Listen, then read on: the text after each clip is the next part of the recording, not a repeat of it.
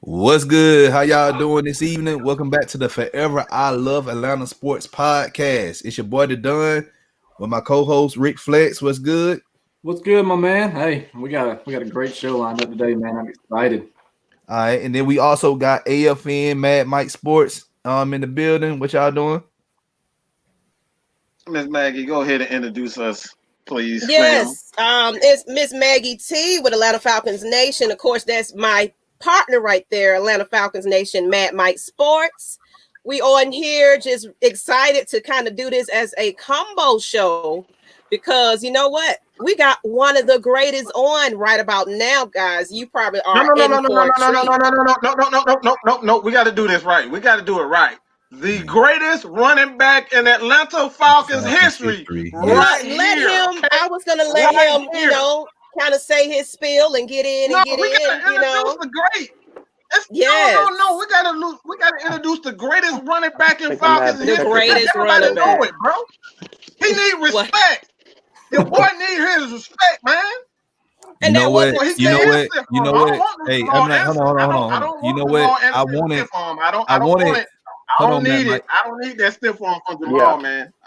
Mike, but you know what? You know what though? Here's my thing. What happened? See, you go away. Y'all done scared the man away. His connection lost. His connection lost, but connection lost. It'll be fine. He'll be back when he come back. When he come back, we gonna give him the introduction. Mm-hmm. And hey, where's Devontae anyway? But hey, y'all already know what to do. If you're new to the channel, go ahead and hit that subscribe button. Fila Sports Podcast. Also, hit that like button. Share this content out with other Atlanta sports fanatics, and hit us up in the comment section. As always, come holler at your hometown sports podcast. All right. Y'all go ahead and plug y'all information. I'm gonna try to figure out where he at. Okay. Yeah, I think his connection was going in and out, but that's pretty much, follow us if you're watching on Fila, follow us on Atlanta Falcons Nation. If you already followed on MadMike Sports, make sure you give us a subscribe. We are at 500 at the moment. We appreciate y'all. But if you guys are watching Atlanta Falcons Nation and MadMike Sports, make sure you also go over to Fila Sports and get on. But we got him back in the lobby again. That's okay. That connection.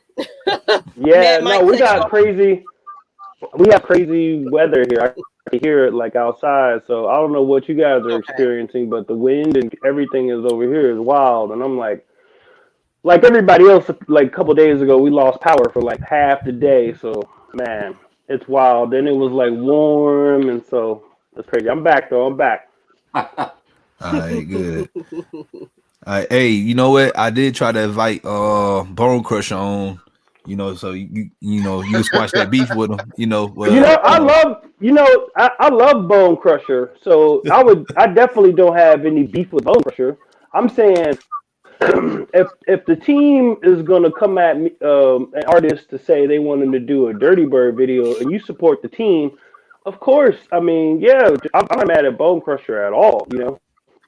I feel like I love that dude, man, and so we used his music a lot to get hyped up. So I think that whole part of it was dope. I just feel like, I mean, obviously, it's weird that that whole thing went down like that, and I saw it like y'all saw it, so I didn't even know it was going down.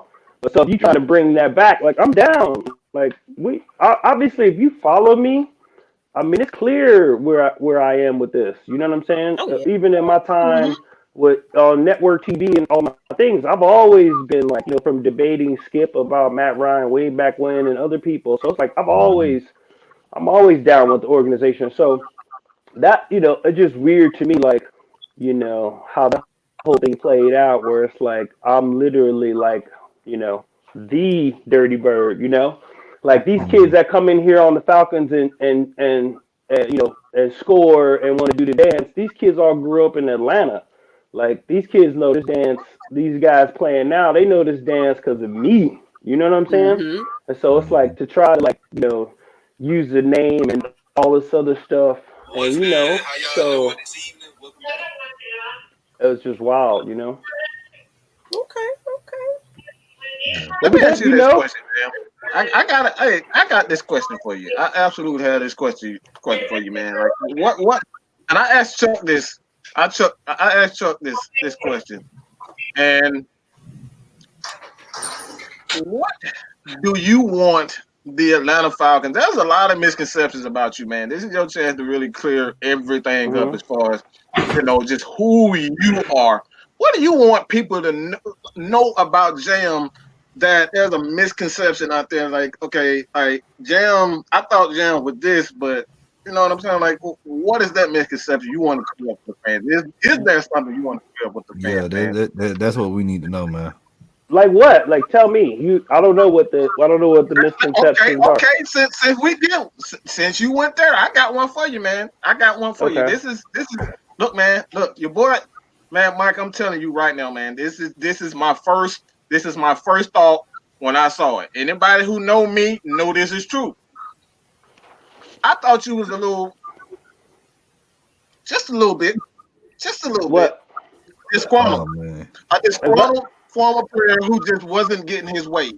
Am I wrong? Tell me, am I wrong in that aspect? Okay, because that I was like just being like, as far as you want certain things, you feel like you deserve certain things, and you was basically airing things out, in a way that some might say that it was perceived as negative. Like you jumping on these guys when things are bad. Am I wrong for that? Yes, for sure. I mean, if you look at me, man, I think if you even just look at how I've been, I don't know, you could like look through my whole timeline. I'm very supportive. And the only time was like last year where I was like, oh, why are they winning games? Other than that, like when they won up in Minnesota, I'm like, this is a team that, 3 games, other games that they for sure should have won. So I'm the person tweeting out saying, hey guys, it's not over. I don't think that we should be thinking about like draft positions because we're only 6 or 7 games into the season. And I'm like, I even gave an example, like, because in '97, we went 1-7 and we lost a bunch of close games. And then that same team went 6-1 until we lost the last game of the season. But that is the same team that everybody likes to remember in '98. But we started really balling in '97. Like midway through the season, I mean, we were like, we were like 20-4, Yep. So it wasn't like, when we got to the Super Bowl, it was down packed for us, and the other thing is, I've made a point of like, if you ever notice, man, like I'm not really around like that. I never wanted to be like when I stopped playing for the Falcons, and even when I was doing, working at ESPN and Fox and all these things, I'll be doing TV stuff again. I never been one of those people who wanted to be like, I understood what I was with the franchise. Like, again, there's no place I go in America, especially sports town, where somebody's not screaming Dirty Bird. I'm forever associated with the franchise. So, but for me, you think I don't want them to be good? You know what I mean? Like, when we rolling, man, I'm rolling, So it's like, it's all good all the way around when it's going down like that. And so for me, I made a point of not necessarily going up to the facility when I stopped playing or like trying to like be all around. Cause I saw other ex-players who always had an opinion. And I was like, man, I never want to be that dude. So my tact has always been to be supportive. Just like, when I was saying again on Twitter about supporting the guys that are there now and how I like all the players. I like this team. I like the guys on the team, man. Todd Gurley's my dude. I was so happy he came back. I don't want to see some of the stuff that's going on with them, happening. So for me, it was like, I know something deeper is a problem, and there's some operational things that I think that I've had some issues with, and for me, it's like, everybody else is catching these consequences except one dude, and I'm like, okay. So and so for me, that was my thing, and a lot of things changed with how they operated with a lot of people, and again, when I was going on what I was saying about it, like I sincerely believe, like how is Jesse Tuggle not in the Hall of Fame? How is Tommy Noble's not in the Hall of Fame? I love Like them. how's Mike? I absolutely How's love Mike? them myself. Yeah, how's like Mike Cannon not in the Hall of Fame? But you don't know. You wouldn't even know because they don't really get no shine. You know, there's really nothing that comes through for them. I mean, Jeff Van Note. Like, I mean, I saw Tommy, like, man, and I'm not going to get into our conversation, man, but, like, you know, when I was working for the radio station and we were, like, up at training camp broadcasting, it was like we had to have passes and this, that, and the other. It was real funny style, man, but they have some interesting people up there, and I'm like, bro, what am I going to do? Attack Matt Ryan? Yeah. Like, so it's like a situation where, you know, there's no difference between us now, mind you. My surgeries and what I did and how what I brought to the table. Like I'm not even asking for you to like roll out on a red carpet, but like to be trying to play us on some passes and do you have passes on your field? And I'm like, you don't even exist, bro. They act like you don't even exist.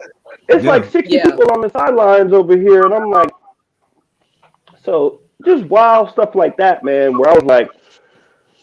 Whew, you know, and we over here actively like broadcasting the morning show, like pumping them up, and like we want to see them guys do well, man. Like we want them dudes to, you know, play like the Dirty Birds and win football games and have a nasty attitude and bring that to the table. Like you think we want to? None of the guys who are around, but like, I mean, Terrence Mathis, man, you would have even know my dude played, and I'm like, Terrence was a baller. I mean, where Terrence came from and what Terrence did over the course of the seasons, but you wouldn't even know it. And again, I understand. I'm not trying to say they got to like do some post every week for some great player, this, that, and the other.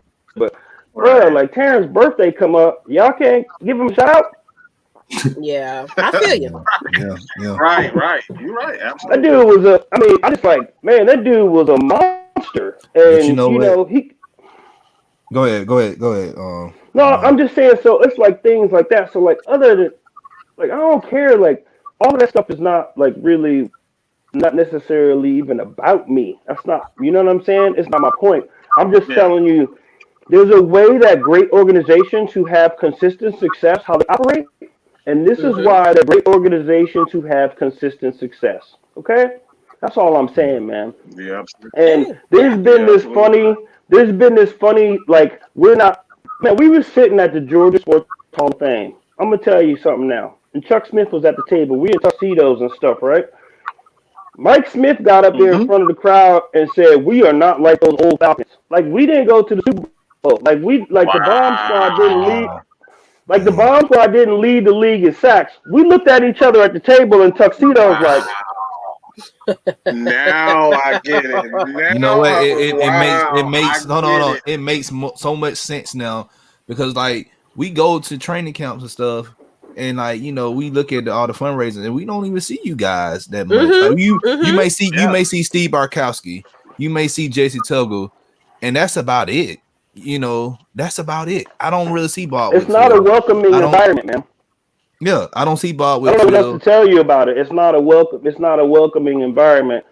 And you know, we've been broadcasting local TV. It's not like anybody's. Again, I think for the most part, you know, even when there's times that we could have been critical of what was going on, we try to be supportive. You know, again, I've had a relationship with players who play there. It's just like it's not one of those things where nobody's trying to like dog them, man. We want to see them do good, man.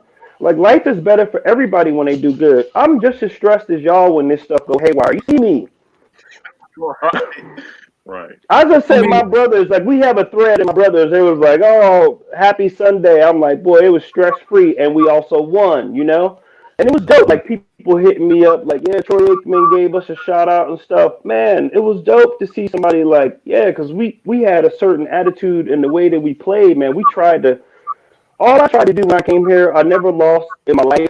I was never part of a losing season in my life. I refused the attitudes and the energy that I saw here. And my entire time here, I was like, I'm trying to bring a winner here. I'm going to do everything I can to bring a winner here. I came from nothing They didn't give me opportunities to be the starter. I earned everything, man. I came from the literal mud, like going up against the first team defense, putting heads on them guys. Where Chuck Smith and Jesse was like, "Yo, y'all gotta let this young guy play." And even when I got out there to play, it was like you go through this whole process where you wasn't getting paid the most, this, that, and the other. Man, I came from the ground, like literally. You know what I mean? And my whole entire thing here was to build a winner and to bring a team to the table that had a certain attitude. You know? Exactly. And so, like when I came up with the Dirty Bird, it was literally how I came up with it. I was like, we have a history here. Bro, White Shoes is the first dude recognized as a big time celebrator, okay? And he did the he was dance. prime time before prime time. Hello, and then you have prime time with the famous high step. I literally like remixed those dance and combined the two to make the Dirty Bird because I was like, this is what we do here. And nobody was really paying attention to us while we were winning football games. And so I was like, we got to do something else to make ourselves stand out. And that's where the whole thing came from, you know? But that was all. It was like this. That's the energy in Atlanta. Like we at the games and hanging out with Outkast and JD and Dallas Austin. These are all our friends. But we trying to do something here because you see this whole energy, especially happening there with the music and everything else with the culture. And it's like, yo, man. I'm like, there's no way. That was the greatest time. There was no way when I got here. There was no way when I got here, I was like, I would be damned if we don't win some football games here. Like, the greatest regret of my career is getting hurt twice in my prime, but I'm guarantee you it would have been a different show. Oh, yeah. Oh, yeah. Hey, yeah. man. Yeah, you got hurt. You got hurt the last year. You got hurt the last year when Vic got drafted, you know. I'm saying, man. Everybody was hyped up for that 01 season. Who you telling? I mean, look, man. A lot of people don't know. My man's playtime got affected. When I got hurt in 2001, but we playing Carolina. Remember we playing Carolina, and we were like on the goal line, and I was supposed to get the ball. And here go Mike, black 17, and I'm like, is he checking out of my surefire touchdown? and Vic had a check with me, so he looked back at me, and I was like, go ahead, man. Go ahead. I'm like, go ahead, man. Go ahead. I remember we were in New Orleans, man, and he was like, no, this was not New Orleans. We had played New Orleans, and we came back home. This was like the second preseason game. I think the first time we were in the dome, and he came up to me. We had this banter back and forth, and he was like, yeah, man. First time I seen somebody who had more jerseys than me. I said, "You in the Dirty Bird's house, baby." Yes, so, exactly. I knew it was only a matter of time because obviously what Mike brought to the table, we were all thrilled by that. But I think that was the first time he came in the stadium and somebody had as many jerseys as him. Hey, man. They like to act like we didn't bring. They like to act like we didn't bring it to the table, though. Yeah. I was stiff arming whole defenses, bro. I was stiff arming Hall of Famers for these birds, man. You can't. You gonna act like I didn't come here and put it down. You know what I'm saying? That's my thing. So some of the other stuff that happened, I let stuff slide off for a little while, man. And here's the thing: when things have happened in my personal life that don't bring a positive light to the franchise, let me keep it 100. I'm the first one that back up. I don't want that shine on the team. You know what I'm saying? Like when I know what I needed to do to get myself in a position to be good, it was like I never want that kind of energy around him. You know what I'm saying? I like pulled out of events when stuff happened in the past. So it's not I don't expect anything crazy for them, but like that was wild, man. And I held that, and then the fact that I wasn't even going to say nothing about not honoring the 98 team until we found out the Minnesota Vikings honored their team in week 2 of the same season. So like the 20th anniversary of the first Super Bowl team, nothing. Wow. You didn't have to invite me, man. Like I'm not even. I remember. Yeah, I'm not even. Yeah, and I'm like, I don't care if I'm not the one you bring out. They've done events like that before, where it was like they had other people there. Whatever, man. Just respect the squad. Like I don't even care if it's not me. That's my whole point. You ain't gonna forget me. regardless of what the organization now, did. here's my thing. And this is, and I'm getting more pissed off as I'm listening to you. You know, now we know what happened with Mike Vick. You know, and with the dogs, and he went to jail and everything, and he lied to Arthur Blank twice about it. Yeah. But guess what? In 2016, they brought him back. Yes. You ain't do nothing wrong, Jamal. What the hell? Like, I'm just trying to figure out, like, what you do? Did you sleep with a man's wife or something? Or, like, I don't know. Did you? No. I'm just trying to figure out, man. You wild. Hey, that's a Summer Hill in me, man. That's his zone 3 in me. No, I'm not even mad at you. No, I don't even think it's like that. I feel like it's I don't know. It's hard to explain to me. I think that was my thing. Like the Dirty Bird video. That was like, whoa, that's wild, man. And it's cool, man. You're not gonna have the original Dirty Bird on that, like, seriously. Oh yeah, my boy Reggie, he in the chat right now. He loved that video, by the way. Yo, wow. I feel like when it came out, everybody was like bugging out about it, and I was like, it was trash. People were calling me left and right.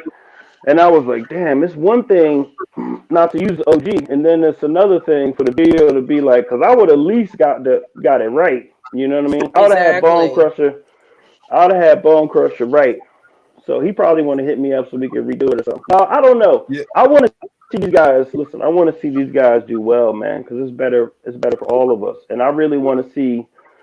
I also have a beef when the franchise doesn't get respect. Like, I'm like, I know we haven't won a Super Bowl, but it's so wild to me. Like, they do these NFL Network week. It's like the 49ers week or the Steelers week or it's Dallas week. I'm like, man, so I'll be at their next too. I'm like, man, we had good players too. And that's why I feel like there's this discrepancy. Atlanta don't get no respect, period. Yeah, that's another thing, man. Again, man, you're right, Maggie. Like, ESPN, like, you do not, like, they do not, it ain't just a Falcon, it's just the whole city. They just see us as a destination for Magic City and rap videos. That's it. But when it comes to sports, we don't get that respect. We don't get it. Yeah. Nah, it's and that's something you gotta earn. Obviously, we've had a tough run. There's no question about it. Again, I nobody spends more time than me. Like, man, I got hurt when Vic came in, and there's no telling what could have happened. I was a part of recruiting, helping bring Warwick Dunn in, and who knows what would happen if I would have got hurt. I love TJ Duckett, by the way, and that was my dude. And we used to hang out and stuff, and it was people would see us out at eating or something, and they'd be like, "Oh, Jamal, this that and the other," and I'm like, let me introduce you to TJ Duckett. They'd be like, "Oh," and I'm like, "No, TJ was a big dude, and the dudes came to play." So that DVD backfield, you can't even hate on it. You know what I'm saying? Like, they were putting up numbers, but I mean, who knows what would have happened if I wouldn't have got hurt? I certainly think my influence on Mike and the way our relationship was starting to really form, it would have been different. And I think that's something that maybe DR regrets, because he would have had a much better understanding of what it meant to be a leader and how to be a leader. Because I learned from guys like Jesse, and Chris Chandler, and those Chuck Smith and those guys. We had Morton Anderson. Those guys' lockers were all by mine, and it takes. When you handing over the keys to the franchise, man, you got to surround that guy with the proper tools to be successful. And that's not just from a coaching point of view. That's about the personnel that you surround him with. Who else is going to be able to influence him, especially when, you have a player like Mike who comes from where he comes from. Now y'all hear all the stuff because he tells you in these interviews now.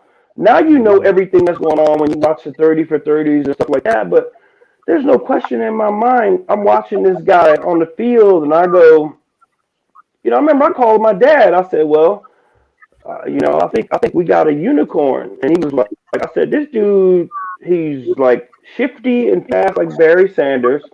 His arm is as good as Jeff George, which was a legendarily good arm. And I was like, this guy's a freak. And this freak of nature is going to be under center every snap. I said, so if he knows where he's going with the ball and he takes the time to learn and apply himself, I don't know how they're going to stop him. Because he's a freak of nature. I mean, he's literally, the day he showed up, he was, and this is me on the team. He's one of the best runners on the team already. And then his arm and everything else. And so for me, it was like, obviously getting rid of Dan and doing what they did, I think was not good because Reeves was on him a little bit more. And they realized the error in those ways. But it's like, you see guys now, it's like, let me take Joe Burrow, for an example. You drafted a guy like Joe Burrow, man, give him a line. Exactly.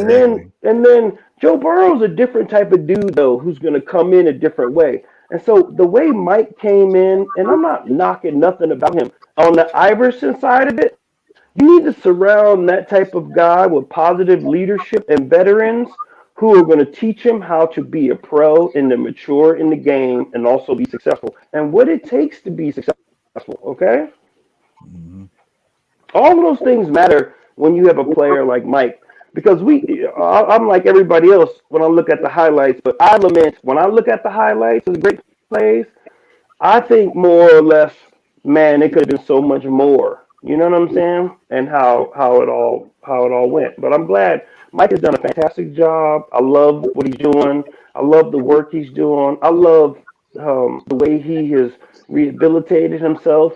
I get mad when people are unnecessarily come out at him because he did so much to make amends for his charges.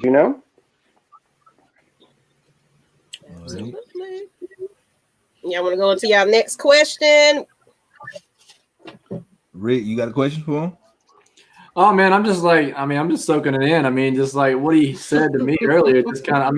He's soaking in the legend, right? I mean, why in the world would, like you said, he's tied to the Atlanta Falcons forever. Why in the world would he want to be tied to a franchise that doesn't succeed? It makes no sense. No. So my Sundays very much like you guys, man. My family laughs at me because I have the game on, and I'm like, my day changes based on how the guys win or lose. Okay, my dinner on Sunday is better when the Birds win. Okay, I respond. You have a better chance of me responding to your text messages and calling you if we win. Like some of the catastrophic losses, I'll be like, I'll be, man, I'm mad. But I'm also like, I love Matt Ryan. I think he's been outstanding for the organization. I think I don't get some of the stuff that he goes through. I know it's not flashy or whatever, but it's crazy. And I'm like, I also would like to see, and talking to Julio and being around him, you would just love to see a generational talent like that. That's what pains me so much about being in Houston. I'm like, like I haven't been there because you want to see. Oh man. Listen, man, I'll tell you guys a story, man. So, our Super Bowl was in Miami, okay? So, no, I'm not talking about it. We remember that. Oh, yes, sir. I was all ready to go. So, I'm not talking about any of that part of it. But when we got to Miami, I remembered I'm a student of the game, and I like to consider myself like a historian with football, and I love the old players, and Jim Brown is the reason I wore 32. So I'm like, I remember, man, and I was like, we're in Miami, we're at the facility in there, and I'm like, guys, I remember Dan Marino got to the Super Bowl in year 2, and he never made it back. So like, that was me all week. I was like, you know how much it takes to get there, and like everything that has to fall into place for you to go on the run like we ran on. So I was like, if you remember the first game of the Super Bowl, I tried to run through the whole Broncos defense. Like I was beyond amped, and I was like, I was ready to go. I was ready for my moment. You couldn't have told me at the end of that game that I wasn't going to be doing Wheaties, and I was going. My Disneyland commercial, boy, I had Michael Jackson I was about to pull out when I said I'm going to Disneyland. Y'all was gonna be tired of me. So I was ready to You go, already man. knew And you so were winning, huh? I'm listen, man. I was like, I was practicing. I was practicing parade waves on floats. So, but I just felt like that whole entire week. I'm like, it just takes so much to get there, and now we see because Mhm.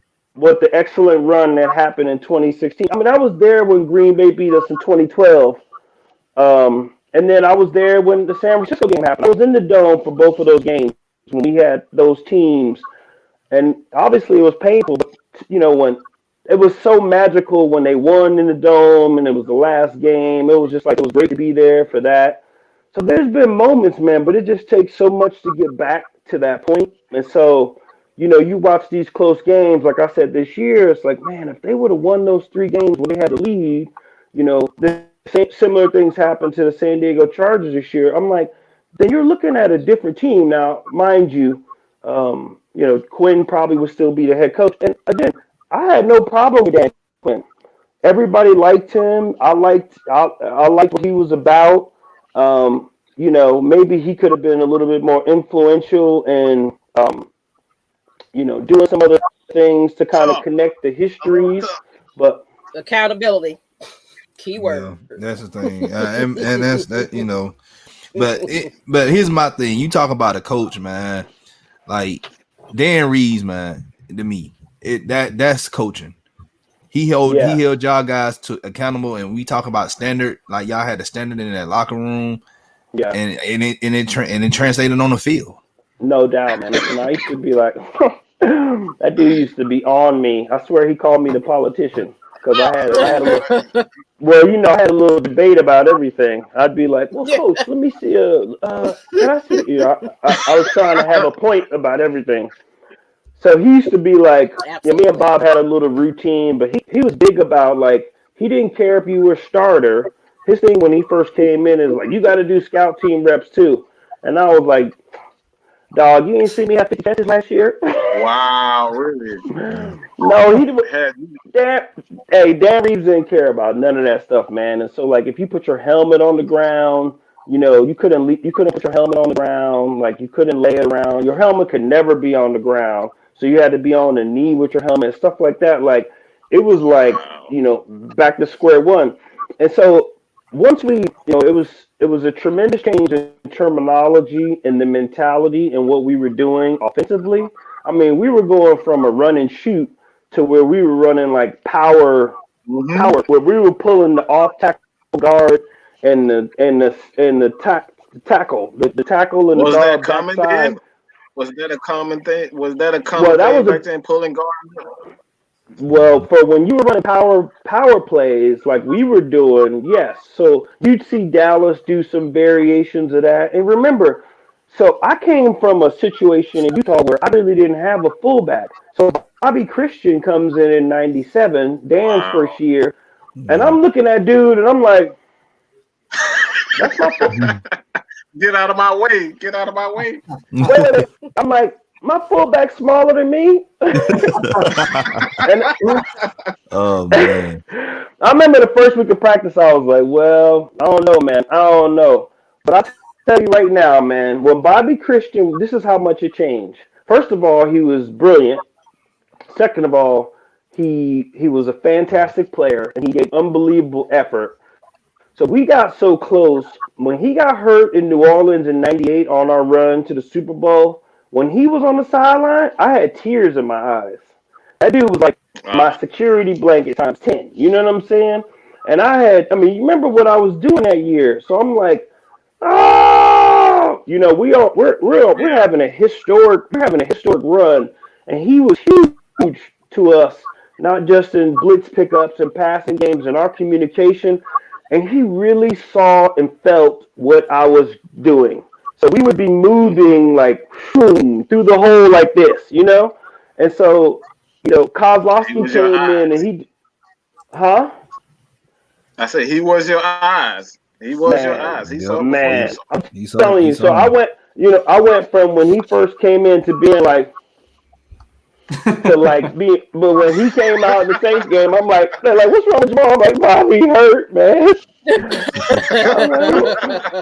I'm like, what am I gonna do? I was like Sealy on the bus after that game, man, and we won. So Man. he was a tremendous player for us, man. He's a fantastic guy. He was an unbelievable guy in the locker room, and so I mean, every chance I get, I mean, I try to give him his props. So he was a baller, man. Another thing happened in '98. It wasn't the Atlanta Falcons, but it was a former Falcon tearing it up in the ring, Goldberg. And then I remember the episode. I remember the end of the episode. I seen that picture January, Yeah. January 4th. Yes. After I guess the Nobody NWO, talks about this. NWO, Nobody NWO talks tactical. Man, about I this. know about, bro. I know about WCW Hey, now. man. I know about some WCW, but yeah, but like at the end, I guess at the end of the show, he brought all the Falcons players out. You was out there. I thought, man, I'm thinking like you about to attack Hogan or some Nash. I'm like, Listen to me, man. They I gotta tell you. No, they did not. Believe me. So me and Goldberg, okay, when I got to the Falcons in '94, right? Goldie was on the squad too, okay? So we were not dressing for games, okay? But we were traveling with the team, okay? Man, we were in Hold on, man. We were in San Francisco.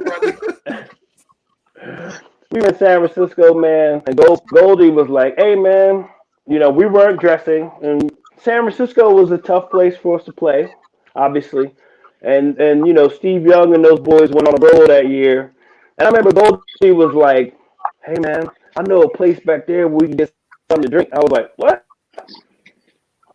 Huh? This guy knew where the concession stands was and everything, how to get around there. I was like, oh, man, this dude he was one of a kind, man. He was an intense teammate.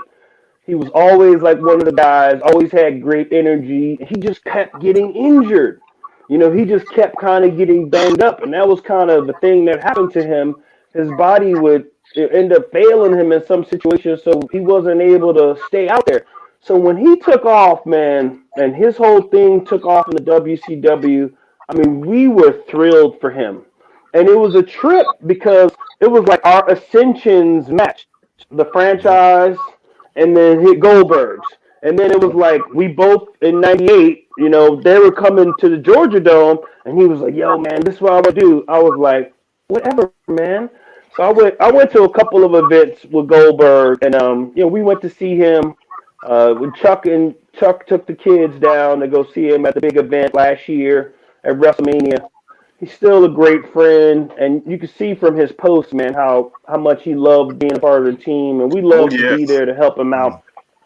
I remember, man, I was like, me and Jesse always had this thing, you know, when the big games are coming around, especially like when I remember like NFC Championship and the Super Bowl, we were like, all right, man, so whoever gets introduced to the NFC Championship, the other one's getting introduced at the Super Bowl. So here we are already thinking about the Super Bowl, right? Mind you, we're going to play 15-1 Minnesota. So I'm about to get into this debate. I'm about to get into this debate with Jesse Tuggle, and we like going to flip a coin to see, because it's an honor to be, you know, introduced for the NFC Championship, but we weren't going to be home. And I was like, yeah. Oh, no, coach, the defense been balling. I think defense should get introduced in Minnesota. Because I was already trying to line up me coming out last of the tunnel at Miami. And I remember Jesse was like, no, Jam's trying to give it away. No. What you got planned? Come on, Jam, what do you got planned? And I was like, no. So we flipped the coin, and the defense won. And I was like, yeah. So I'm like, all we got to do is win. And I'm the last one out the tunnel at the Super Bowl, man. So it was wild. I saw somebody just write R.I.P. Craig Hayward. That was my guy. I got Ironhead stories for days.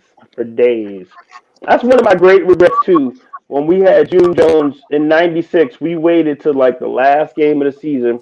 I don't know if you guys have seen that clip where Ironhead is out and he hits Jeff Lageman, the defensive end, and knocks his helmet off, and then Craig kicked his helmet across the field. Yes. Oh, I tell that story in speeches sometimes because I couldn't believe it. But man, we waited so long to like we were both there at the same time. But we were doing the run and shoot, and so it wasn't until like the last game of the season where we actually lined up in the I formation. And I was like, this was my mentor, man. I love that guy. And I miss him all the time. Rest in peace. I'm so happy to see his sons doing what they're doing. But this is an example of what I'm talking about. Like Craig, when he got to Atlanta, he was resurrecting his career, but he had such Oh a man. great attitude and the way he played and the way he blocked. I mean, he was like having a lineman in the backfield. And I remember June saying to me, "You could run and catch, but until you could pick up the blitz like Craig, it's gonna be hard to play you." And I was like, He I would was already knock gonna pick you up out. straight up. I would Okay. knock you out. Whew. Yeah, I mean, it was no two ways about it, but it set a tone for the rest of the running backs and his leadership, and he was a great teammate, and Ironhead was a man. He's got a he has a whole chapter in my book. Trust me, he's earned it, but I miss him, and he was a fantastic teammate. Mhm. Hey, Maggie, you got a question? Yeah, I do have a question. It's kind of going, taking you back a little bit, Jamal. We always know about the 30 bird and everything else, but I watch you faithfully. I watch everything that you do. I see what you're doing with your son and football and everything. Your daughter, all your kids are beautiful.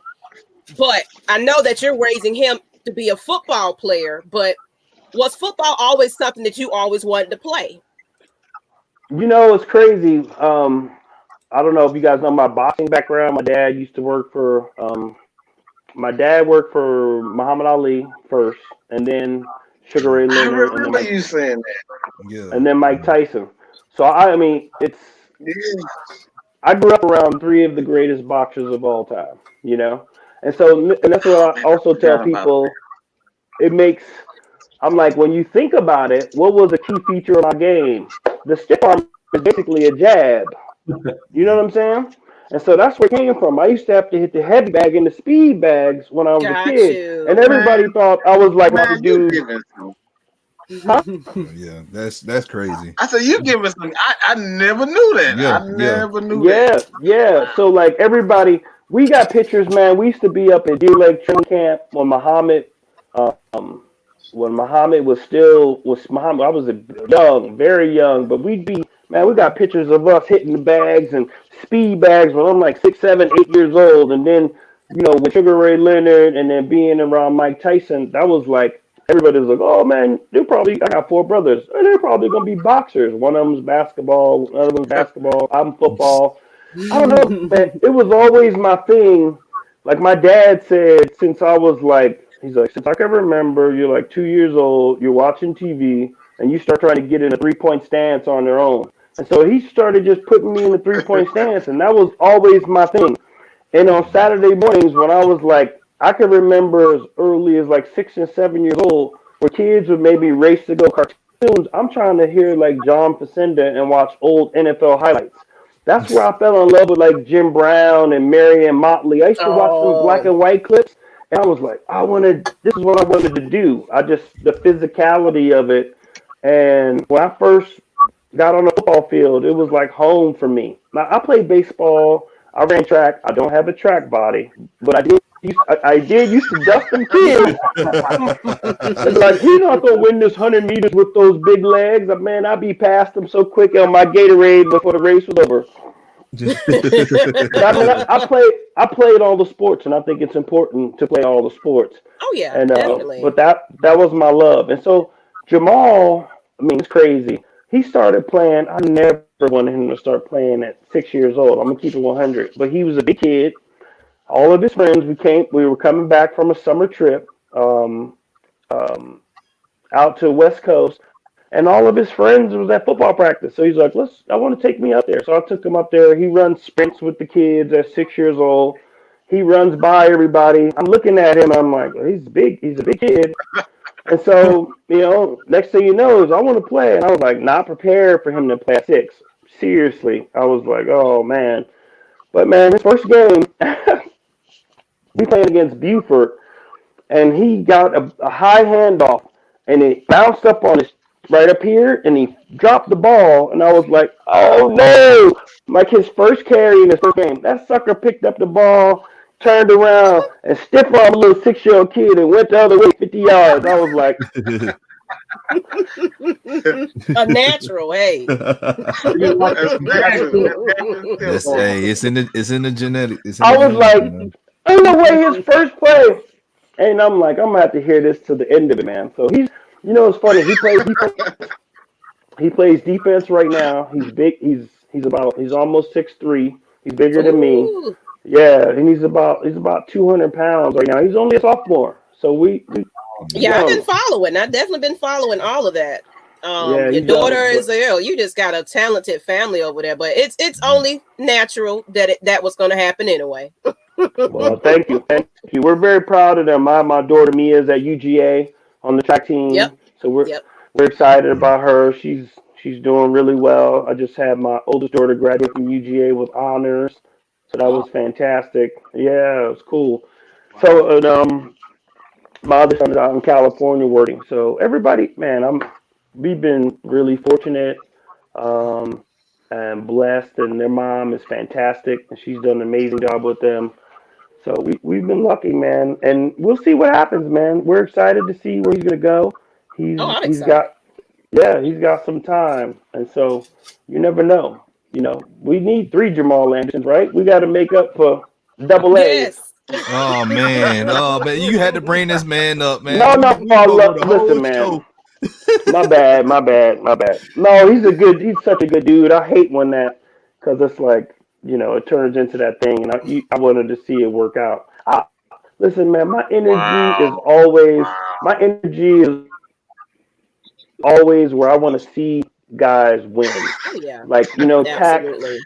I think of him, and I think of Big Beasley, where I would literally, because I've been around Big Beasley, and I'm like, God, he's such a sweetheart. You know, you don't want to, like, he's such a good dude, and he's got great energy, and he's so good in the community. Like, I'm like, geez, I wouldn't hesitate to send things that I wanted to say being tough because I liked him. And I wanted to see him do well. And I didn't want him to have a fragile psyche. He follows me. And I'm like, I want to be supportive. And like, I want to see guys like that win. When everything about him, like when you meet him, you're like, damn, man, you just want to hug him. He's such a good dude. He's got great energy. He's so nice to everybody. You know what I mean? You want to see guys like that win. Yeah. And so that was like my thing where I was like, I just wanted it to work out so badly for him because everything else about him was like A1, you know? But you got fans in this fan base, man, who, you know, if you don't perform to their level or whatever, they'll run you out. That's cut your throat. You know, the thing is, man, I think everybody needs to recognize that, you know, young players have a maturation process that they have to go through in this league, you know? Every now and then, somebody's going to come in their first year, and they're going to light it up, and the first time they're starting, they're going to light it up. I mean, Pat Mahomes is doing what he's doing, but he sat for a whole year, you know, before they made that decision. And it's like, guys you guys still got to learn this game. This is the next level. These are the best players in the world, man, you know? Exactly. And so you got to have some patience. Now, you know, you don't want to be like my only problem with some stuff about it is if you have some kind of extra foolishness going on. And, you know, I was talking about Vic and I'm talking about Tack because some of the stuff where I'm like, man, get off social media. No, I'm saying like get off of there. Or like if you're gonna be that person and you're gonna be that way, which I'm about to, I'm like, hey, I couldn't imagine this day and age, like dealing with social media when the guys playing because I know I talked on the field. Like I'm a talker. They had me mic'd up. I was talking. Okay, I was letting you know that I was bringing business to you. But you know you proved it though. You proved it. You backed it up. Right. But I'm saying when you are play the game like that, you know, good and bad things happen, and you just got to be able to deal with those ramifications and repercussions, or prepare yourself in the best way possible each and every week. And I think sometimes where I'm like, zone in on, okay, I know you want to be popping on social media. Zone in on that game first, and all of this other stuff will fall in line. Thank you. You know what I'm saying? Mm-hmm. Like if you care about your craft, and I cared, like I wanted to be one of the best running backs. I used to say to them guys, hey, I don't care if they bring Barry Sanders in here. I'm gonna compete with anybody. Now I didn't want to see Barry Sanders, but my attitude is I'm coming to play. I'm coming to battle. You know what I'm saying? Like I'm not saying I'm better. Obviously, not saying I'm better than Barry Sanders, but I'm saying I'm coming to compete each and every time. This was my attitude. You know what I'm saying? Mm-hmm. And so that was my thing. Where I sometimes like, come on, dude, like you have a gig to do here. Focus on that, especially if you're a young player. Don't involve yourself in all the other stuff. Learn your craft, man. Learn your craft, because if you can excel if you can excel at this thing here, you're only going to help and make everybody else around you better, man. You know, But it's the social your media personal age, man. improvement is going to improve the team. But it's the social media age. Like these young players, they'll get the recognition. They feel like if they get the recognition from the fans, that's all they need. Like I'm not saying that's Tack, but when Tack got drafted draft night, he cussed on the stage or whatever. Everybody, oh man, man, we got a dog killer. I'm like, okay, man, y'all gotta just calm down. He ain't played a snap yet. Let the man play a snap. Right. And let's see how he wasn't Prime interviewing him though? Yeah. Yes. Yeah. Prime put that let it pump in his back. Yeah, he did. Yeah. So and that's the thing, man. Like he, for the few years, not this year though, he calmed down on it. But last year before we played Minnesota, he said 3 sacks, easy work.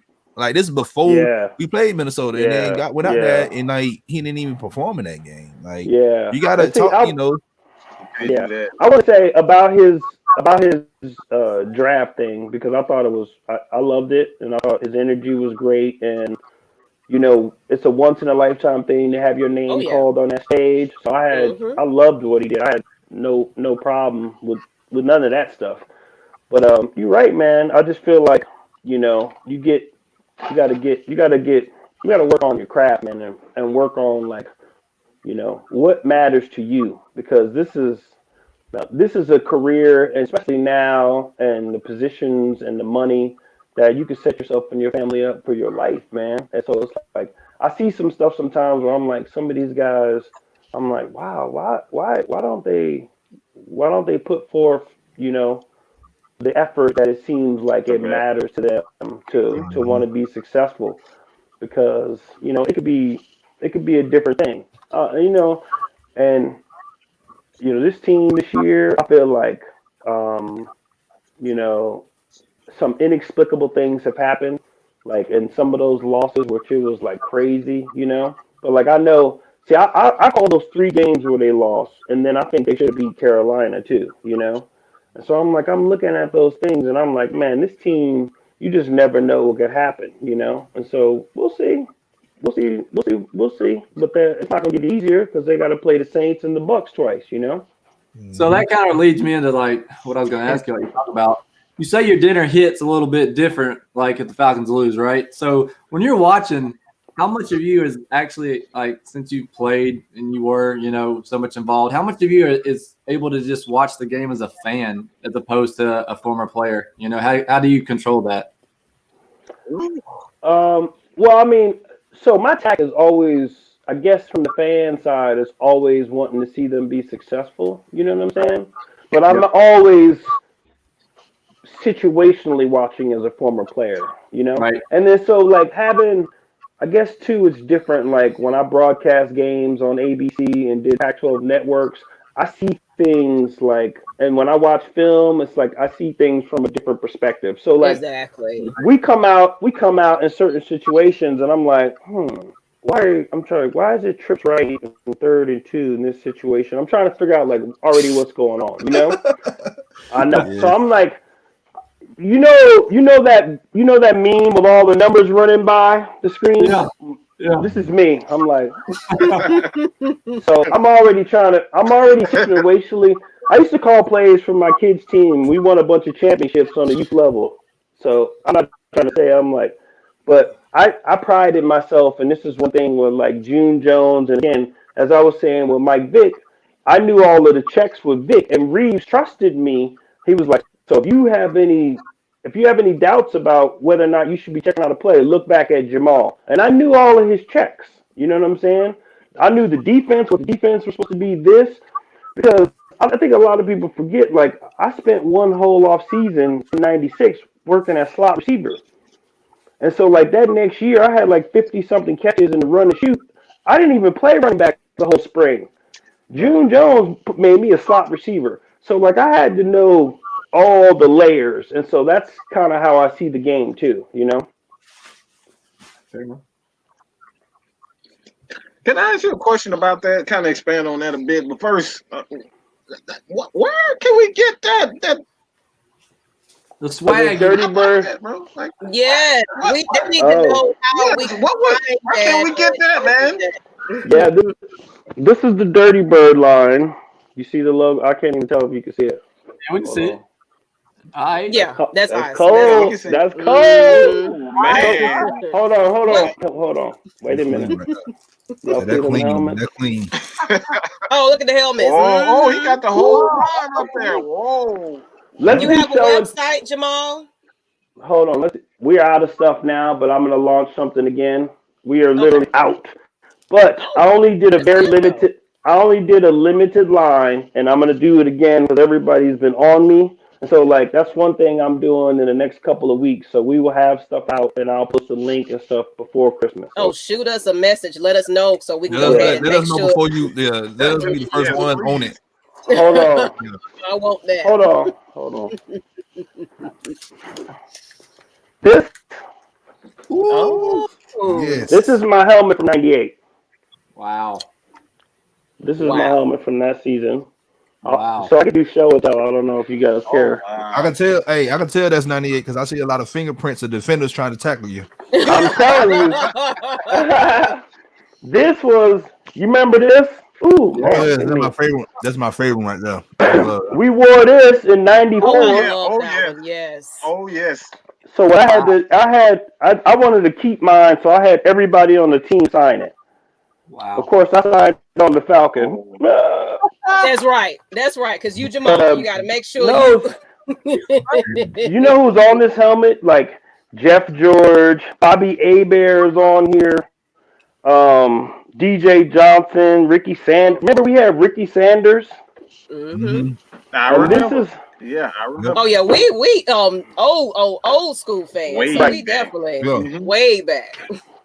Ricky Sanders was a baller, man. It was great to have. Yeah. It was great to have that guy.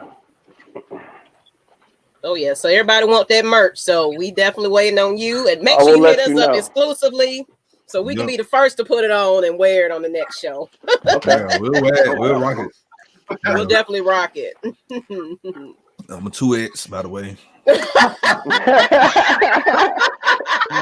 get out of here, man. Bruh, you be coming. You just be coming out the dark. That's what I we already do. know. That's fine, that's right. I already know who'll be cutting up when y'all get together. Oh, yeah, that's all we do. It'd be that one too. That's Yeah, all I see. No. Yeah, Yeah. I'm the innocent Alright. one on here. all right. So go ahead. Go ahead, Jeff. Go ahead. No, I was gonna say I would like to see. I mean, I think it would be great. You know, they got an uphill battle, but I think it would be great to see competent football, a tough team, and to see, you know, Raheem get a good shot. You know, I know that they're going to be critically judging him, and who knows how much of what previously happened is going to be attached to him. You know, from Quinn's regime, but you know, it appears energy's different, and I don't know. Again, I think all those guys like Dan Quinn, but it's a little more oomph in their step right now, and so I would love to see.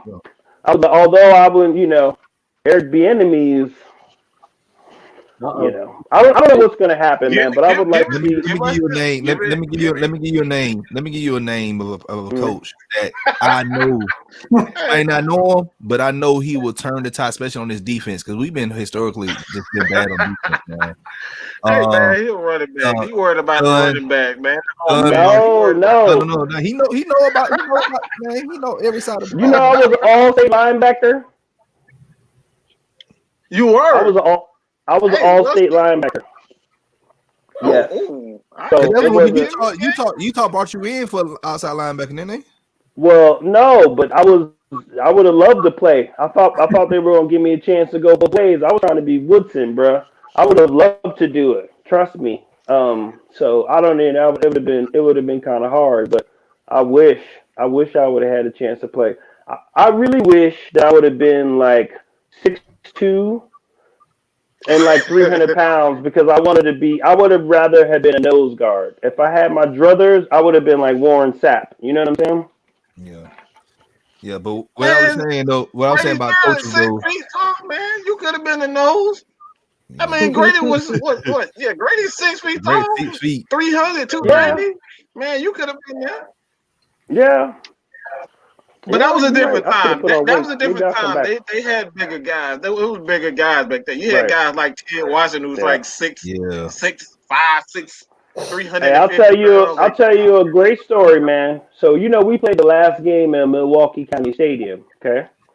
With Brett Favre and the Packers, with Sterling Sharp. Actually, unfortunately, the game Sterling Sharp, his last game of his career. Brad Edwards hit him. They played together in South Carolina. So anyway, pre-game, I'm out there like doing warm-ups and stuff. For Ironhead, and I'm standing like on the white of the field and like the sidelines right there, and I'm like, I feel something, and I was like, nah, no, they don't have earthquakes in Wisconsin, bro. I turned around. Wait a minute. I turned around, and Reggie White was running by me. Ground shaking. That man, I turned around. This is the first time I'm seeing Reggie White. So I turned around, and he's running, and I was like, what in the hell is that? He was so true story. Hey, I actually teach at the high school that Reggie White went to. Man, I miss that guy. That guy all the time, man. Everywhere in this school, man. Everything, like you can go like in the gym, like everything on the walls and stuff, trophies, Reggie White. Yeah, you really couldn't be a better person.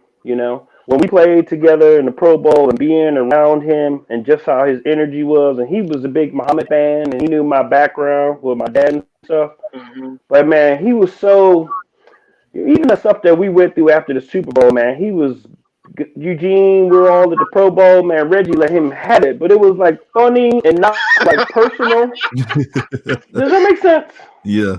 I mean, Reggie did it in a way where it was like, you gonna get it anyway, but it was like, you gonna get that anyway. What you paying for?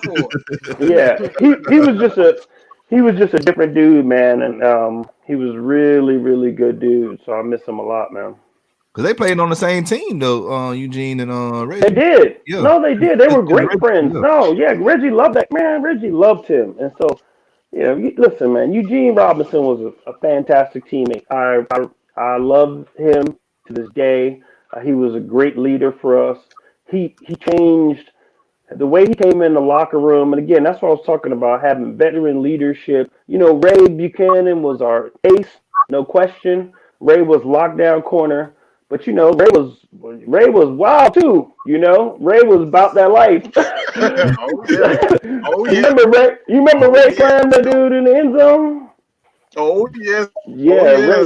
Oh yes. So it was good to have guys like William White and Eugene Robinson, who were veterans, savvy, smart, great leaders, and then obviously having Ronnie Bradford. I mean, I love all of those guys, and that's one of my fond memories. Yeah, man. This team, and I guess I could kind of say that, but the special teams, those bonds you always have, So when Robbie Tobeck left, man, I was disgusted. And then he went out there to Seattle, and Sean was getting all those yards. I was like, dog, I want my center back, dog. Yeah. But we're still great friends. Yeah. But yeah, I was saying as far as the coaching go, like I know Eric Bieniemy is Eric how on a lot of people list, but a lot of people not sleeping. A lot of people sleeping on this man right here, Don Martindale, the defense coach for Wink. Yeah. I think he'd be good for the Falcons, man. Yeah. You know, and he possibly could be. You know, some of that stuff.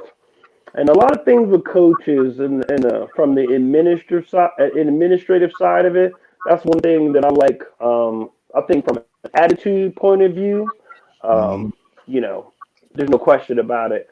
You know, we want to see, you know, you want to have an attitude, you want to see toughness. I mean, I'm jumping up and down when Keanu O'Neal runs through somebody. So I've been so frustrated for him. I've been so frustrated for him because, you know, not only has he been, the big thing about being hurt is he doesn't get a chance to mature and prosper and make plays the past couple. And so it's like playing catch up.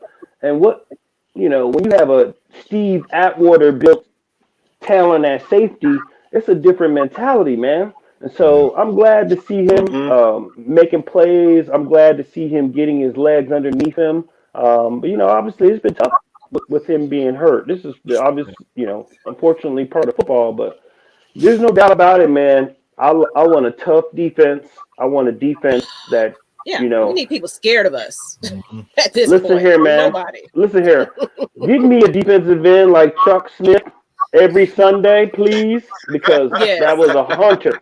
Yes. I'm telling you now, and I'm talking about from the intensity in our practices when we used to go when Chuck and Bob went up, you know, we used to do Oklahoma drills, and it would be Bob in front of me and then Chuck, and they was ready. These are best friends, they lifelong best friends, and they ready to squab.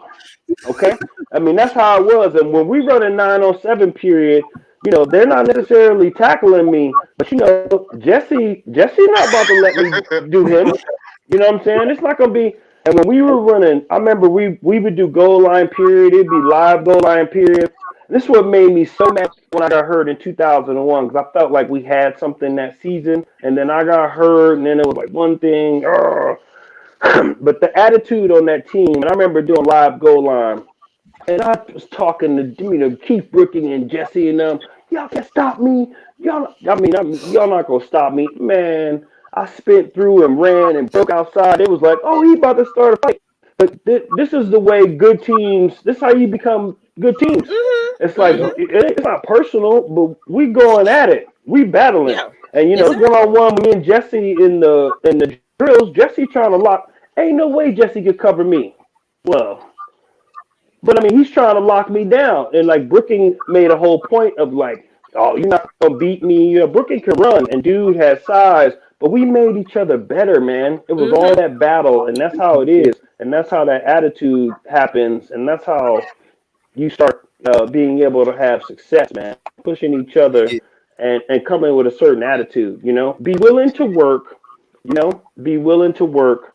And somebody said Patrick Kearney. I'm laughing because I remember I held out, unfortunately. I had to get my money. So we drafted Kearney. Remember, we drafted Patrick Kearney, and I showed up in the helicopter, breaking my. Wow. Woo, boy, listen here. Y'all. Hey, so my dad not only worked for Muhammad Ali, he worked for Michael Jackson. I was dramatic by nature. Okay. Hey. So I was I remember the first day I'm in pads, and Bob Whitfield's like, okay, man, you know, this Kearney rookie, you know, he's trying to rush full out, where Bob is like trying to do like the pro stuff, where he's like, come on, man. And he's like, all right, you know, so this is what I'm going to do. 'Cause this kid, you know, Patrick was out there like he was trying to be Lawrence Taylor. And, you know, it's like late in practice. Bob Whitfield ain't trying to do all of that foolishness.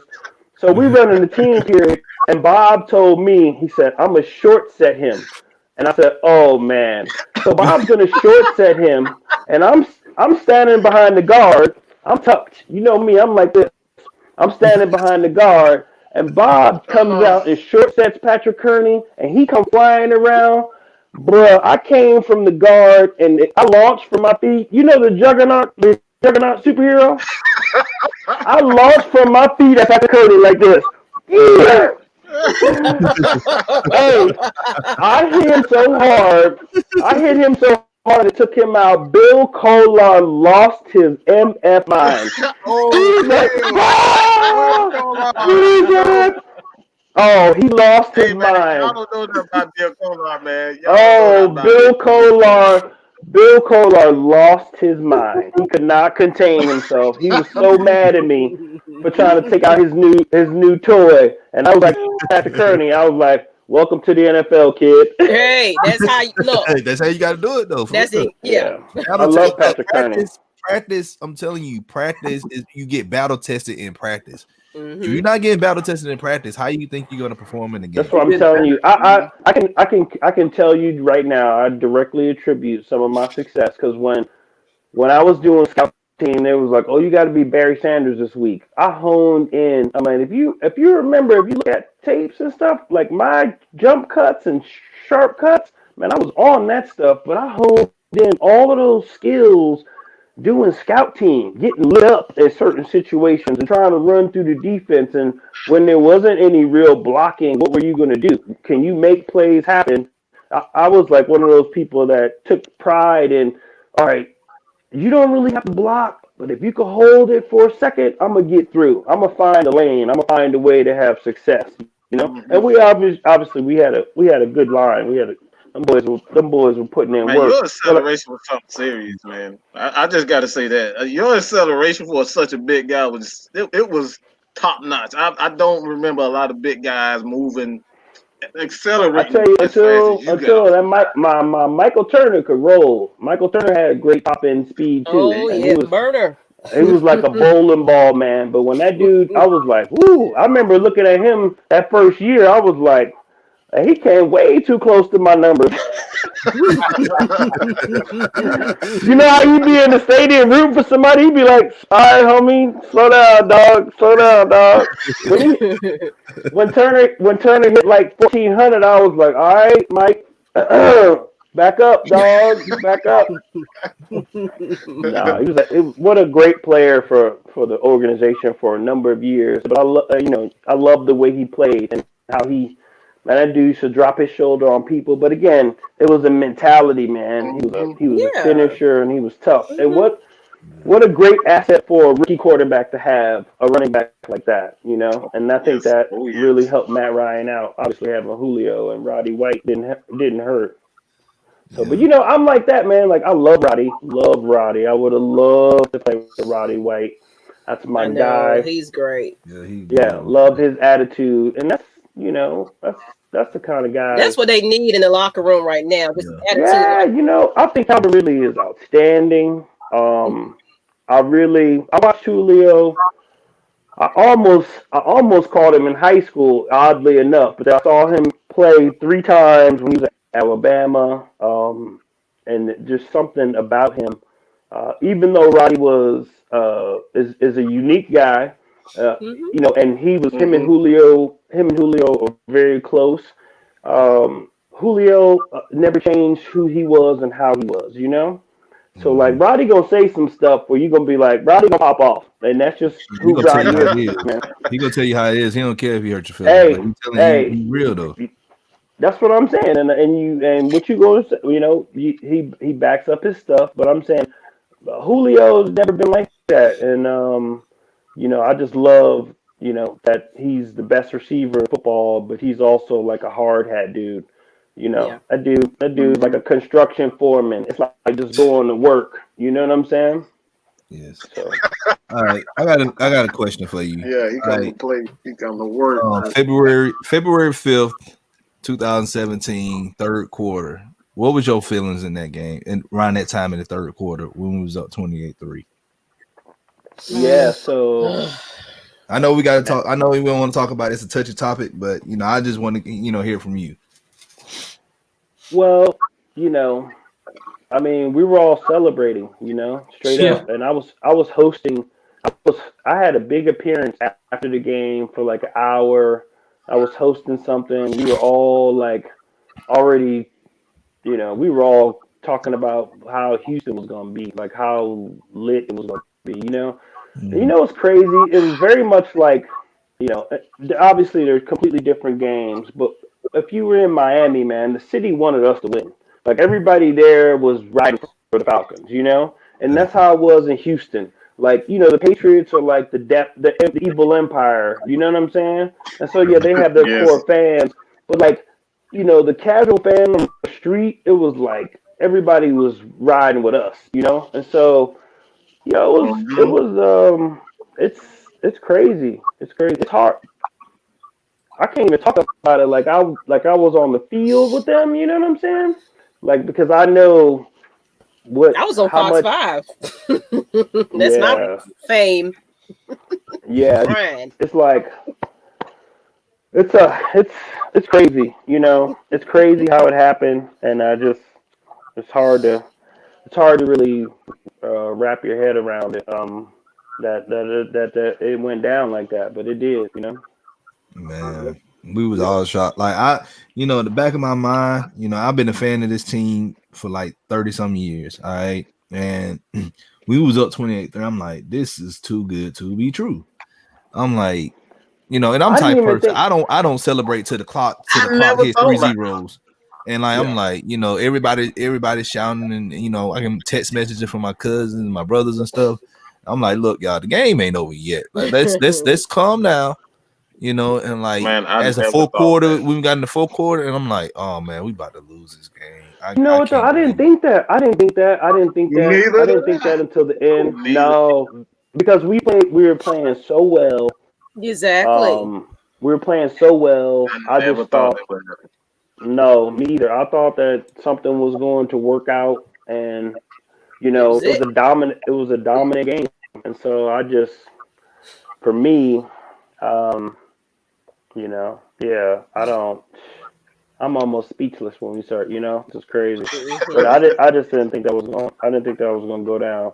I was excited for everybody, man. And like, I remember somebody was like, "Oh, they'll be the greatest Falcon team." I'm like, bro, I don't care about that. I wanted a championship for the city. Exactly. That's all we wanted. We wanted a parade again. Yeah, I wanted a championship for the guys, how hard it is. And I wanted a championship, let me say this, for the overall ascension of the franchise, okay? Yes. So then you had to give me a good excuse why we didn't have a week of highlights because we won Super Bowl II. You know what I'm saying? And so for me, it was like, you just never know what that type of victory is going to overall do for the franchise and what would have happened the past couple of years. So that's what I care about. So like, I came here when it was a certain way. And this how my energy is always going to be. And so like for me, I ultimately want the ascension of the franchise where we are. I'm trying to like, if I could do something about putting us in the upper echelon in this league, I would do everything I could to do it. But I don't play anymore. You feel me? Because I know how different it is when, I think this could be one of those franchises because the city is diverse. It's fabulous. The places to live, the neighborhoods, the people. I'm like, there's so many things about where we are that screams consistent championships that I feel like, that's my thing. Look at the stadium. I mean, it's Atlanta, man. Everybody want to come to Atlanta. Like, everybody want to come to Atlanta. You know what I'm saying? And so for me, it's like, I know what that championship would mean. And then, what it would mean to just put a consistent winner up there and give us a shot every year. And that's really where my energy is. I just had that dream of, when after the post game, they show the live for the live celebration and of the Super Bowl, and they have a former player walking down the aisle with the Super Bowl, handing it to the team. I just have that dream of Deion Sanders. Yes, the rankings didn't want to pay this man. This man went off and won Super Bowl with another team, right? Just walking down that aisle. After we win our Super Bowl, walking down that aisle, giving us, I'm not trying to sound like an entitled fan, but just No. giving us the Lombardi Trophy, something Yeah. that we should have been had in this city for years. Mhm. Yeah. You know, Give me Jesse Tuggle walking it out though. yeah, we need Hey. that, but they gotta put him in the Hall of Fame, man. Like I was thinking that. they need to put him in the Hall of I don't Fame. know Like how I would Tuggle- love to see Tommy Lopez to do it, but it's too late. Yeah. Yeah. Yeah. No, I agree. It would be Like, dope to see. That It hurt. would be That dope hurt. to see. More than anything. They ain't put Jesse- him in the Hall of Fame. Like that's crazy. Yeah, that's another. I don't Mike Ken. One of the great tackles to ever play. It's unfortunate, man. And yeah, Jesse is like a crime. From the guy who Yeah. came from a free agency to what he did. I mean, really, he should have made like 10 Pro Bowls. I know that matters a lot when he started talking about this stuff, but because the team wasn't consistently winning, I mean, his numbers are insane. What is he, 2, 3 all time in tackles? Yes. But we're not talking about a dude that's like, we're not talking about 6'2", dude. We're talking about somebody like 5'11", 6 feet tall. You know what I'm saying? Who's really an undersized. Well, not undersized because Jesse Chest was like Arnold Schwarzenegger's when in his prime. Yeah. Jesse built like a grown man twice. That's why Grady's a monster. But so I don't want to say Jesse's like some little guy, but it was like that linebacker, like Sam Mills was a beast. You know what I'm saying? Like those dudes just came differently, and they came hard, and it came every single time. Like I don't ever, let me see. The only time I remember Jesse. So we played the Jets, and Jesse that was the worst game we had in 1998. No question. The Jets was like some weird anomaly for us.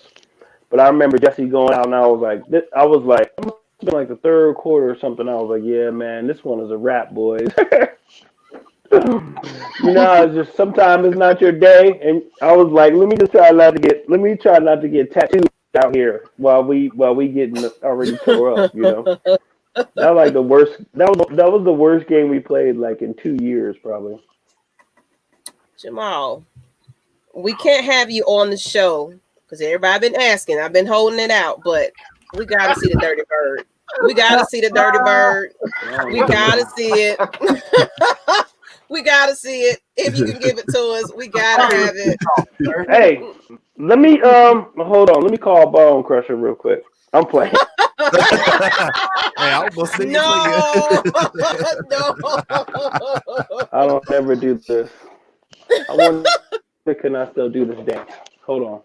Oh, you can do it. You about to do Dirty Bird.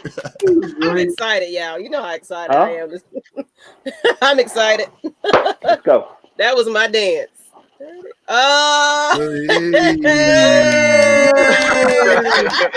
That's the OG. And it still looked good. So That's just you for ain't the lost Falcon fans, a step baby. or nothing. There we That's right. go. That's right. You got to do it for the No. Falcons. I don't care about anybody else. You got to do it for the fans because right now they really excited you. This is an honor, honestly, for you to be here. Like we really wanted to give this to our fans. It's been a pleasure, honestly. Like you are my number one. You are definitely my favorite. I have a picture with you that I tailgated with you before, and I hold that picture dear because it's like I'm meeting a legend. Because I grew up watching it. I grew up watching all that you do. I say this sincerely. There's no greater honor to me than when people approach me and say that they like the Falcons because of me, or because they started messing with the Falcons because of me, and that they're still Falcon fans to this day. It is the greatest honor of my career. Absolutely. It was an honor for me to come here to do what I did and to represent the team on the national level, and to try to bring a champion and a winner here, and to bring the right attitude. You know what I'm saying? So it is. Absolutely. That year was electrifying. I don't care what nobody say. That's going to be the greatest year we ever had. Because honestly, we wasn't even expected to be there. I know. It was like they weren't even thinking the Falcons was going to be there. So just to have all of that, that was just amazing. I'm going to say this before we end it.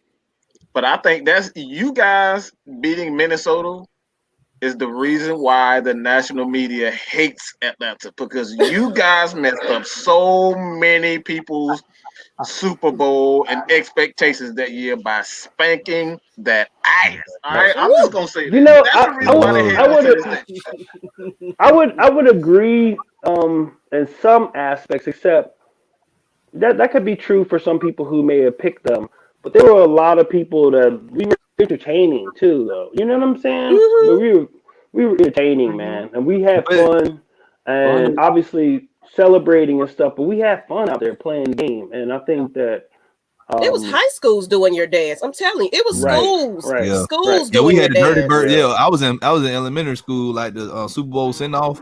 Like we was like doing the Dirty Bird. Everybody, we had recess the whole day. Like we had we didn't learn nothing that day. We just doing the Dirty Bird. Like, I'm gonna tell you what, one of the best moments in my career. I'm sorry if I cut you off. You good, man? Fine. Okay, one of the best moments in my career. I did not know when we were leaving to go to Miami that there was going to be any type of parade. I don't know if that was planned or what, but like when we were leaving to go to Miami and people surrounded the streets and everything else was happening. Oh, that was like, amazing. At one point, I told the dude, like, we were in limo, and I was like, "Yo, stop the car, man!" Like, it was just a different energy in the city, and for the city, cut school for that. yeah, it was dope. But for the city to have a parade for us, man, I got unbelievable pictures and memories from that because it was the first time. Even didn't go well. It was overwhelming, and so, man, those things will forever keep me attached to not just the city and the franchise and the fans, So regardless of what happens, and I'm sure we'll see, but regardless of what happens with them and the fact that I'm not recognized as a legend for them, I know my place. So we're gonna get it. We're gonna get it. So we're gonna get you. I'm not even tripping, man. It's all good. Fans, get in here and ESPN, anybody. Falcons, y'all got the address. Y'all need to make noise about this guy right here, because honestly, he needs to be honored. Exactly.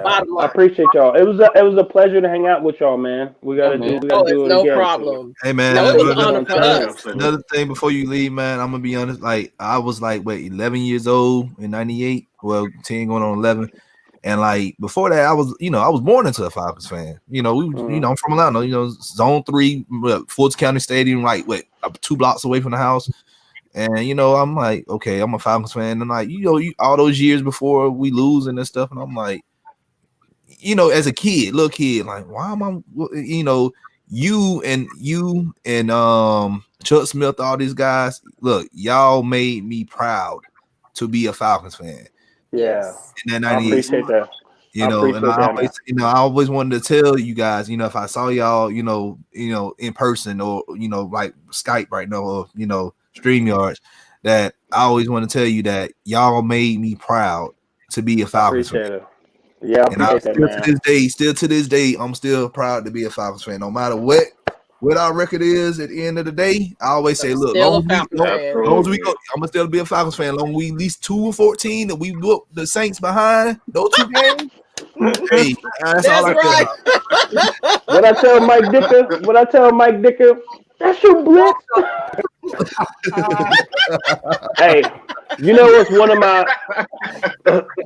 of my favorite things? Like, we get into these little things, and I'm like, if you look at my number for Saints and the Panthers, boy, I used to destroy the division. Okay. Oh, yes. I'm like, you knew. They knew I was gonna give them the business every time we played each other. So it's always fun to go up against those. Always fun to go up against those foes. I appreciate y'all, man. We got to do this again. Oh yes, I'm be in your DM soon. Letting you know. My coach he'll hit you up too. Appreciate you, man. We appreciate you. Appreciate you. A pleasure, Thank man. You. My pleasure, man. I'm glad we got to talk for a while. Oh yeah, it was the honor. Thank you. Appreciate you. Thank you, man. That was fun. That was yes. Yeah, that's my favorite. That's it right. I follow him like a groupie. I ain't gonna lie. I watch his family and everything. it makes you feel like a kid Hey, again. man. You know what I mean? Yeah, it does. It Yes. really It does. does. It does. It felt good, man. It felt It great. takes you back to those years, like Don. That was great, man. It really makes you go back and really think, like, man, we really started liking these guys because of him. Exactly. Mhm. Yeah. Being really prideful, being prideful about it. Exactly. You're I'm right, glad. because everybody say it's Michael Vick, but no. It's Jamal No, Anderson. it's Jamal Jamal Anderson, Anderson. Chuck Smith, and all those guys, man. Prime Like, time, all of them. You Yeah, gotta go and back. it's a crying shame the man ain't in the ring. I mean, it's a crying shame he ain't in the ring on. It's a crying shame. That Like, is. man, we're we gotta gonna start have a to start petition. it. We gotta start a petition. gotta That was start saying petition. Falcons fans, we gotta talk some shit. Get in there. GSHM, look, Yeah. GSHM, AFN, Fila Sports, right now. Everybody. We gonna start a We petition. starting right that. We starting the petition right now. Okay, we're gonna get that. We're gonna get that going around. That's No doubt. right. Man, So, we don't made it, We y'all. Woo. appreciate it.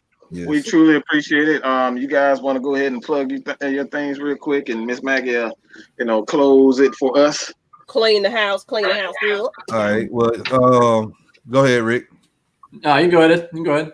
I was just gonna say, man, look, everybody who joined us live, appreciate y'all joining us. If y'all on if y'all watching through AFN or MadMike Sports, hey, come on over to Fila Sports Podcast and give us a subscribe, please, and also share content out. We don't just cover Falcons, we cover Braves, Hawks, United, Tech, Bulldogs. You name it, we cover it. Georgia State, Georgia Southern, like Atlanta Gladiators, Georgia Swarm, all that. Like, come holler at your hometown sports podcast. It's your boy the Don, my co-host Rick Flex over there. He's the baseball analyst expert. Oh yeah, that whole everything about that was amazing. He just have these. I don't know how he get his hands on these awesome bats, but man, I was like, you know what? I want to get in this competition because I want that bat. Hey man, he's also I've been holding out on you guys. I didn't want to do it. I've been holding on. I got. Man, wait till y'all see the Falcons helmets I got. I just hold out. You know what? I don't even want to hear it. Make sure I'm in the number one. But he also, Rick, he also the Trevor Lawrence killer too. He killed these Trevor Lawrence. Dude, why you had to do that, man? Why you had to do that? You didn't have to do that, man. I just couldn't keep it. I can't keep taking it, man. Look, Falcons fans, I love y'all, but we don't need him. It ain't gonna happen. I just did a show. I just did a little video. I was like, we're not tanking. I'm sorry. Well, we are not tanking. All right, look, even if we were there at one, I still don't think we take him. That's just my opinion. Period. Yeah. We first overall, we trade him back. We go get more picks for this year and next year, and we go build us a defense. Look, when somebody asks me about Trevor Lawrence, all I'll say is if the Jets do have the number one pick, I just wonder if the kid's gonna stay in college for another year. That's all I care about. All right. Because you know what? He's going to like Joe Burrow with the Bengals. I don't know how Joe Burrow is going to finish off the season. I mean, the dude's getting drilled. So, do you want to set yourselves up for that? But, you guys notify me on I'll be sitting there shooting out all the Braves stuff. Today was the beginning of free agency for baseball, so all Braves fans are pretty anxious to see what they're going to do with the moves, and I'll be putting out some content letting you guys know what the moves the Braves need to make and the moves that they'll probably make. So just stay tuned for that.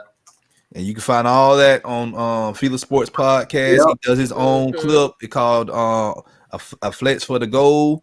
And then, me, I cover, Falcons and other content called the Don's Favor. So it comes out. All the coaches. I mean, this dude, all the coaches. Yeah, it's only the official head coach Scott for the Atlanta Falcons, by the way. Don't let other Falcons content creators fool you. They still in the sauce for the Don, and then they want to sit up here and play around. Woo! Oh, you said it. You said it. Right. That's all we got to say on our end, but y'all go ahead. Okay. Well, Mike, you wanted to say something before I clean it up? No, ma'am. This is your show. You do it. You can speak for me. Well, you already heard how you guys can find these gentlemen right here. Well, even though his face is not on here, but look, we are affiliated with each other.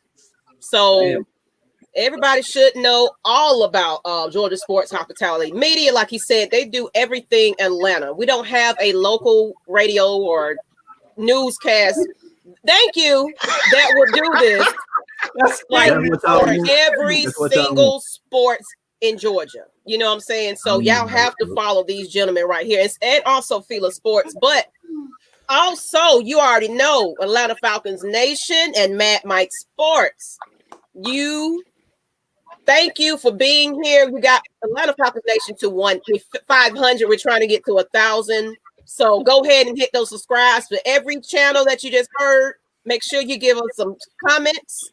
Don't forget that. We would love to hear the feedback about the interview. How did you feel about it?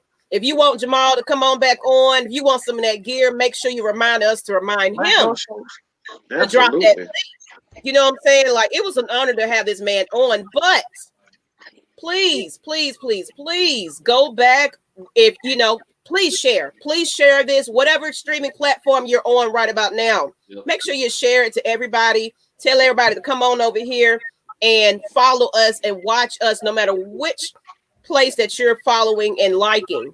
It doesn't matter, because guess what? We are a team and we're affiliated with each other, and we're gonna run together regardless. Look at you're not what gonna see MadMike, you're not gonna be seeing Don, you're not gonna see Rick without one of our faces a part of it. So look at what Ultra Shadow said. He said GSHM is better than ESPN and other media outlets. You ain't lying. Thank you. You got that right. You got that right. Gotta say that. Yeah, we stick to the facts, you know. So and you get good interviews like that. That man just gave us his history. You're not gonna get that. You don't get he spoke from the heart. So you're not gonna get that anywhere else. Even ESPN would have cut him off quick. Yeah, this ain't a 30 for 30. Like, what? This ain't scripted. This is all live in front. And know what I'm saying? From the heart. Yep. Gotta do it. Gotta do it. Yep. But with that being said, we're gonna give y'all Sunday evening back, because you know it's still Sunday and folks got to get up and go to work. ESPN is hot trash. Absolutely. I see you, Magnus. Yeah, appreciate it. We appreciate it. I would love to see them helmets again too. We'll go ahead and make sure we'll have a clip of that so y'all can see that. But please make sure to bust out my Dion that I got signed. So throwback. I'll let y'all see it. See, he's throwing it in the face again. You know what? We're gonna go. Hey, I mean, if you want to, we can auction it off. You know what I'm saying? Do a little charity or something. We can do something, make something happen. The next interview is going to be at Flex House. How about that? That's what we're going to do. Come on. But with that being said, this is Atlanta Falcons Nation, Georgia Sports Hospitality Media, Fila Sports, and MadMike Sports. And of course, I'm Lush Exchange. Y'all already know that's unrelated, but got to throw my little self in there. We appreciate y'all, but we're out of here. Hold on, Trey. I ain't do a live, but I did a clip, but it was like 11 o'clock after the game, so everybody was tired. I did a post game little post. If y'all want to go back to AFN, I did something, but no, it was late. It was definitely late. Who was gonna be up that late? I fell asleep. I did my clip. I put my clip up after the game. It was just like an hour after the game, but I did it though. So you can go to Fila Sports Podcast if you want to look at it. I always put we always do our post at the end of the game. So we got y'all covered no matter where. You want to AFN on podcast too. Yeah. Go on your streaming services also. Don't forget the streaming services. You guys on Apple as well as Spotify. Check it all out. We are everywhere for you guys. All right. So check us out, man. There you go. Y'all know where to go find them. We got some things you can watch right about now. And we out. All right, guys. Hello.